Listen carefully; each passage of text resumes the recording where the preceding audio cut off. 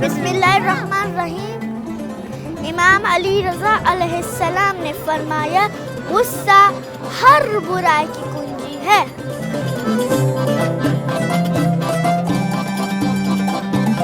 सलामुन अलैकुम। बिस्मिल्लाहिर्रहमानिर्रहीम। हज़रत इमाम रज़ा अलैहिस्सलाम ने फरमाया, वालिदैन की इताअत हर सूरत में वाजिब है, लेकिन गुनाह में उनकी इताअत नहीं करना चाहिए। इधर उधर नहीं देखो, है ना? जब तक बोलते रहो ना, इसमें देखते रहो, क्योंकि वहाँ पर आंखों में खराब हो जाएगा। बिस्मिल्लाहिर्रहमानिर्रहीम। मौला रज़ा ने फरमाया, बड़ों का एहतराम करें, छोटों के साथ नरमी से पेश आए।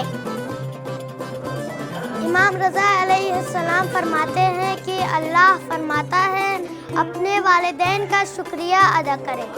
जो अपने वालिदैन का शुक्रिया अदा नहीं करता, वो अल्लाह का भी शुक्रिया अदा नहीं कर सकता है।